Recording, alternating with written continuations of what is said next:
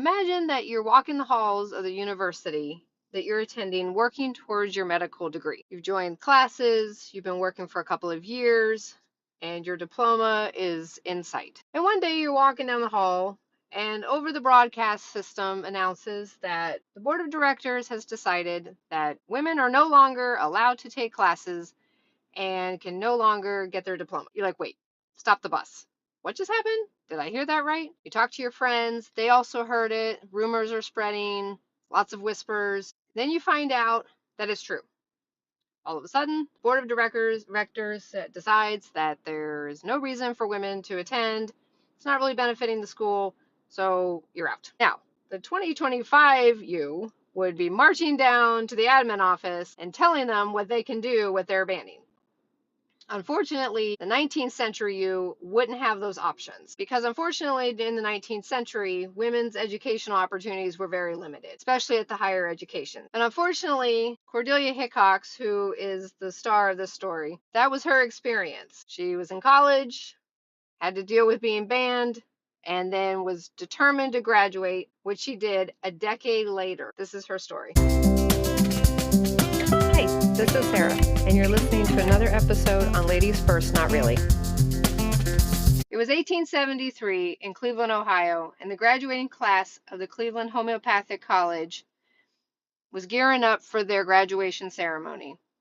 Amongst the graduates was Cordelia Hickox, holding her diploma at 46 years old, finally able to cross that threshold and earn her degree as a physician. Cordelia was born Cordelia Post in 1827 in St. Lawrence, New York.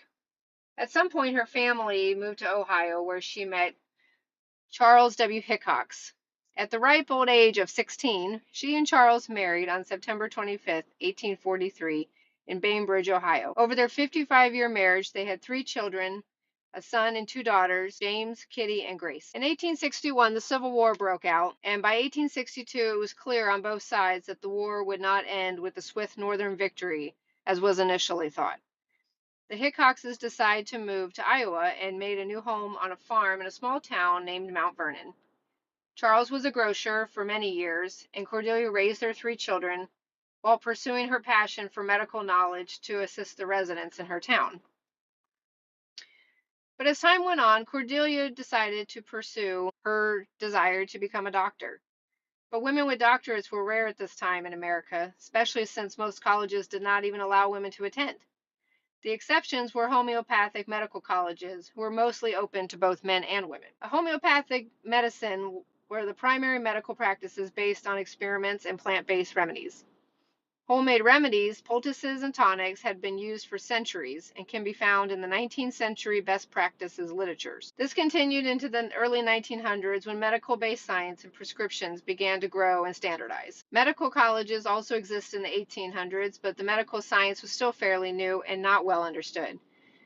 So several homeopathic colleges existed throughout the 19th century to expand the number of doctors and teach the homeopathic research and experiments known at that time. Graduates used the doctorate diploma and practiced medicine as a physician.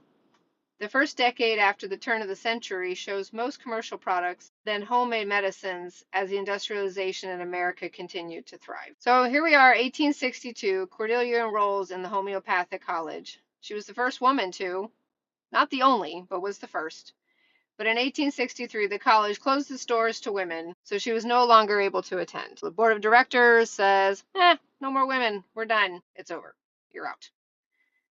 For the next 10 years, she continued her passion to practice medicine to the residents in her town. Now in 1868, the college had an epiphany and realized that women students would actually benefit the college. Who knew? In reality, it was because several banned women at the time started a women's college.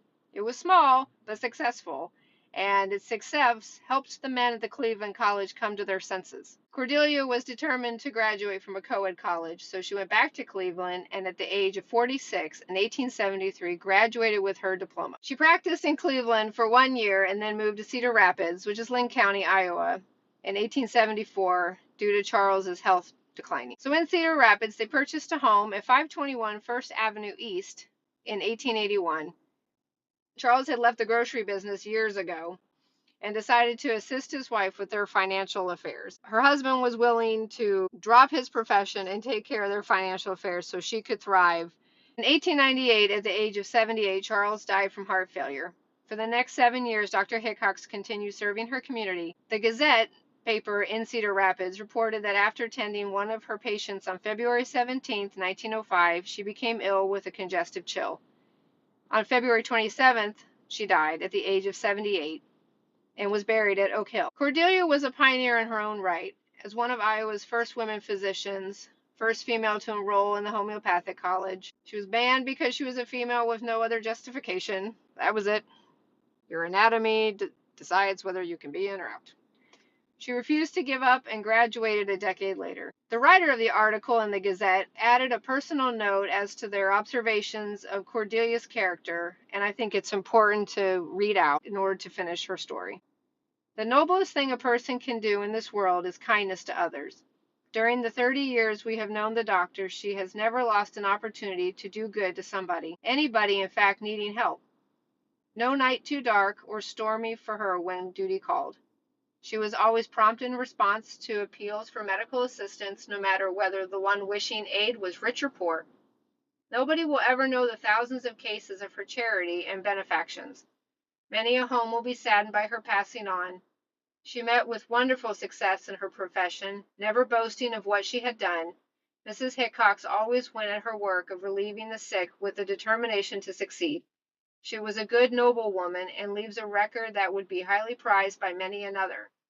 A record of great success, honor, and good humanity. The Gazette, Cedar Rapids, Iowa, February 27, 1905. How awesome is that? To have that paragraph written about you, not boasting about what she had accomplished or who she was, but just there to serve. I think it's an awesome testimony to her character. Cordelia is one that we never see written in the history books, but the fact that we can talk about her 120 years later after she died is amazing. Because who knows the lasting impact and the legacy that she left behind there in her town, in Iowa, and for female doctors following her footsteps years and decades later. I hope you enjoyed this episode. Till next time.